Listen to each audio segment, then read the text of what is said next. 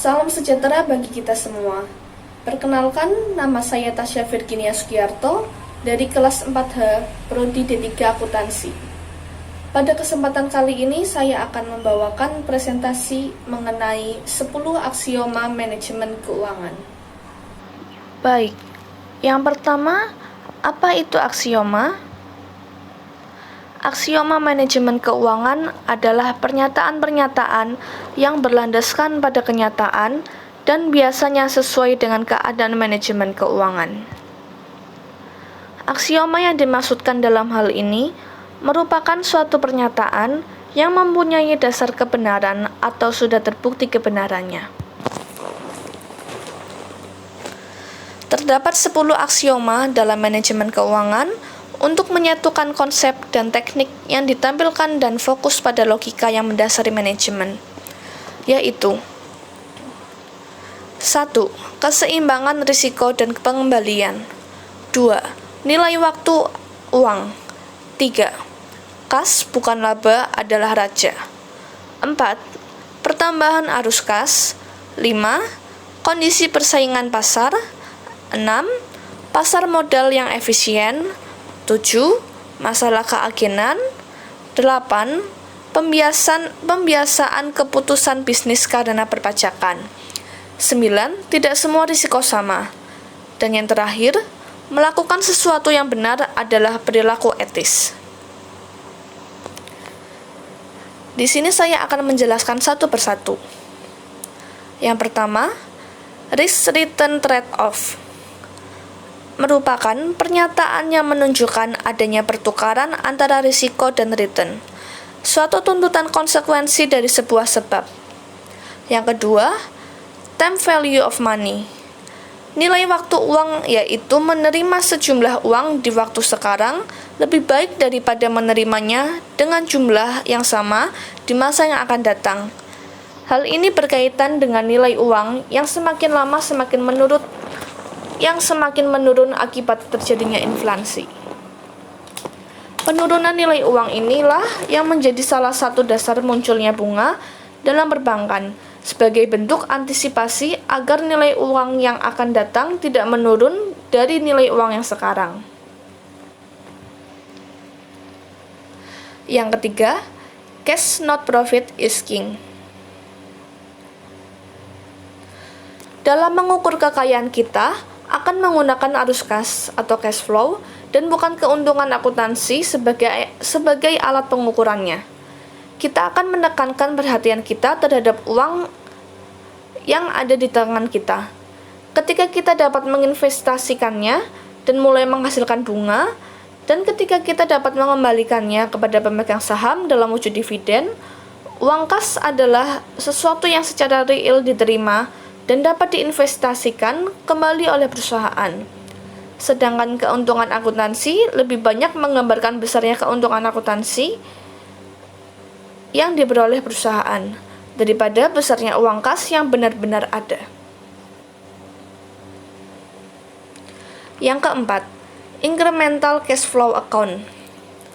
Prinsip yang ketiga menyatakan bahwa kita harus menggunakan arus kas sebagai alat pengukur manfaat dari suatu proyek baru. Proses evaluasi ini akan lebih diperdalam lagi dengan menekankan pada kas yang diterima perusahaan antara dua keputusan, jika perusahaan mengambil atau tidak mengambil proyek tersebut.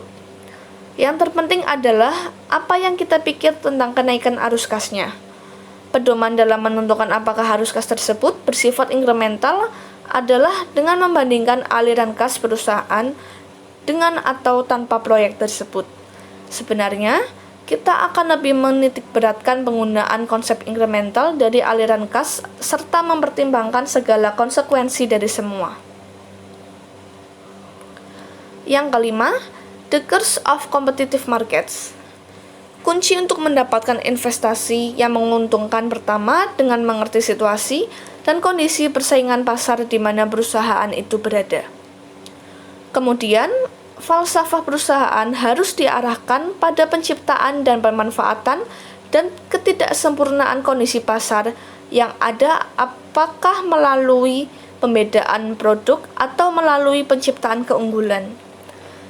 Beban daripada upaya mencari pasar atau industri baru yang dapat menciptakan keuntungan yang besar. Industri dengan tingkat persaingan sempurna tidak akan bertahan lama. Pemahaman akan hal ini memungkinkan kita mencari produk yang baik dan mengukur arus kas proyek dengan tepat.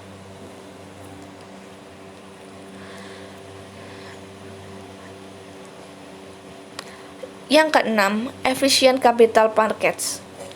Kita bisa menerapkan tujuan kita untuk memaksimalkan kekayaan para pemegang saham dengan memusatkan semua efek dari keputusan kita pada harga saham dengan kondisi lain diasumsikan tetap. Kedua, manipulasi pendapatan melalui perubahan sistem akuntansi tidak akan mengubah harga saham. Pemecahan saham serta perubahan lain dalam metode akuntansi yang tidak mempengaruhi arus kas tidak akan tercermin dalam harga saham. Harga pasar mencerminkan aliran kas yang diharapkan mungkin terjadi bagi pemegang saham. Yang ketujuh, the agency problem. Masalah keagenan terjadi akibat pemisahan tugas manajemen perusahaan dengan para pemegang saham. Pengawasan kepada para manajer dapat dilakukan melalui audit laporan keuangan serta paket kompensasi yang diterimanya. Kepentingan para manajer dapat diselaraskan dengan kepentingan para pemegang saham. Yang kedelapan, taxes bias business decisions, yaitu pertimbangan pajak yang dijadikan landasan pengambilan keputusan terhadap suatu aktivitas bisnis.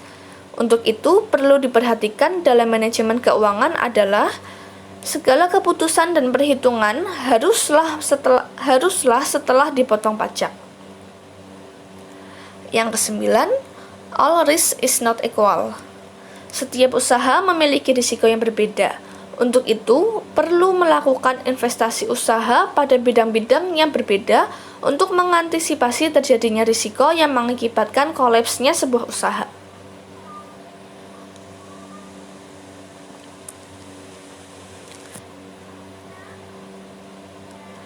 Yang ke-10, ethical dilemmas are everywhere in finance. Etika merupakan nilai-nilai normatif yang harus dilekatkan pada sikap seseorang dimanapun dia berada.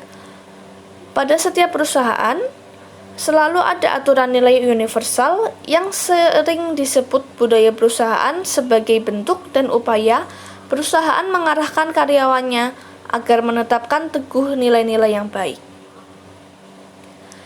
Sekian penjelasan dari saya. Terima kasih.